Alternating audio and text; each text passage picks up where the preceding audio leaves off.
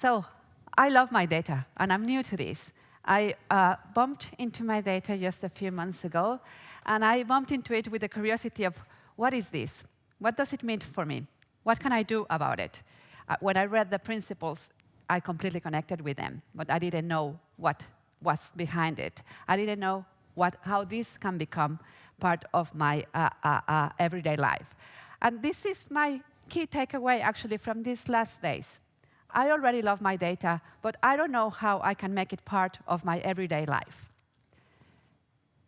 And I'm starting from the point that I think all of us here today, we truly believe in the principles of MyData, and we want to do something about it.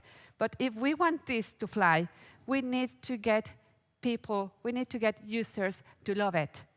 And in order to do that, we have to think, how are we going to get there? It is a big question, and it's not easy. But I cannot tell you how happy I was when I discovered that there was a lot of very bright people from the technical, from the legal, from the business perspective looking into this.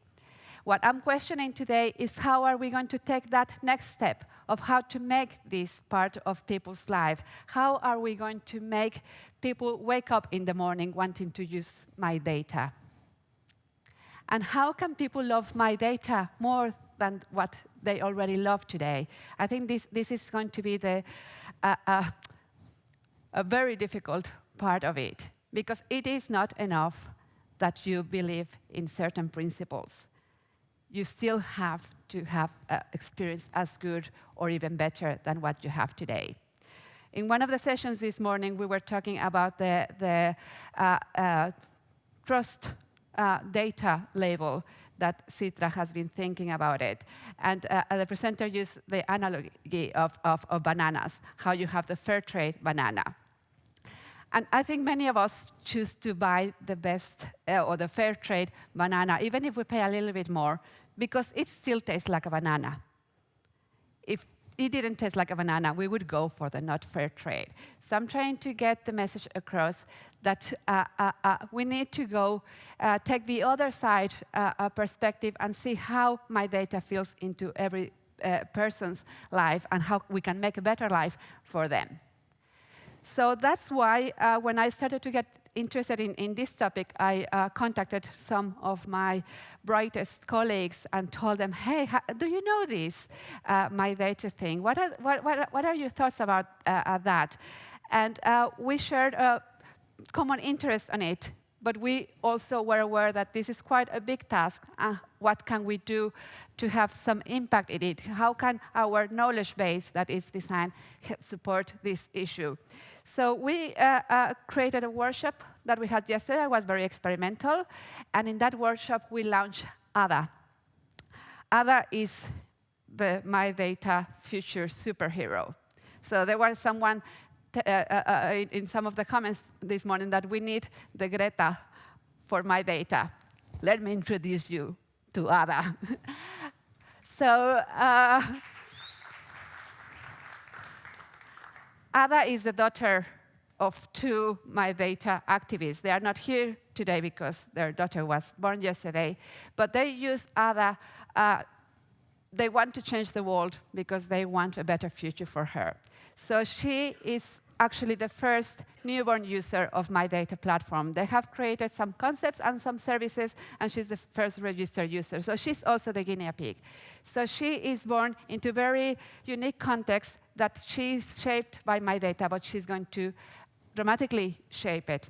And yesterday we went through 6 key moments to try to understand how MyData fits into that, and how both her personal experiences are going to influence MyData and how MyData is going to influence her life. I'm not going to go through all of them, but I will go through the first 3 stages just to illustrate what is the point and how design can help you with some very practical tools to move from big ideas into concrete potential solutions. So this is the birth of Ada. And I just make a quick note. I just want to give credit to Gisa, who made the wonderful illustrations for Ada. So people have been asking me, who did that? There she is. So Ada was born, but she already had a digital DNA with her. There was data from her parents that was carried on, and there was even data from the pregnancy. So she already had some legacy within her. She was quite unique that her parents immediately brought that data in. So she started day one. Her first breath came with a bunch of data with it. The key question here was, how can we bring new users with their own legacy of data? She starts from zero, but many of us start from a bigger group of data. So how are we going to bring all that data in a way that we can control it itself? The second point, and this is, I think, very close to the heart of us, all of us that have children, of how are we going to improve the literacy of children regarding MyData. It has great benefits, but also great responsibilities. And the question here was, how are we able to create a platform that they can start little by little to manage and take responsibility for my own data consciously? Perhaps, at least I feel very insecure every day. How am I going to teach my son to deal with all the data that there is? How can he be responsible? How can little by little he get more of it and be able to control it? We also discussed yesterday that it is a new generation, that the boundaries between the physical and digital are going to be much more blurred than it is for us. How are children going to be managing with this? What will be the impact to their everyday life? And what is the impact to the parents' life as well? There was one very interesting saying, one of the sessions of whatever product, and I think it's a very good reflection of what this is. Do I feel comfortable my children use this solution? Are our children, do we feel comfortable that whatever you're developing for MyData, our children are going to be the users of it? The next stage was about her adolescence, how she would actually design the favorite interface for her, and how people would have possibility to design different ways of accessing and managing their data. So actually, Ada decided to go for creating jewelry where all her data was gathered, while her friend chose to have it implanted in her body. But at the same time, we also wanted to highlight that shit happens, and there was an incident that her data was compromised. How are we going to deal with that? We need to create the platform of how will be the practical steps to deal when your data is compromised. How are the authorities going to intervene with it? Now you can easily report, my car was stolen, but how difficult it is to manage a legal situation where your data is stolen. So the key question, and this is a part of the design approach, I'm not here to tell you how to do it. I'm here to ask you, how can we do this? How can we make people love MyData? And I hope the conversation goes a bit in that sense later in the group.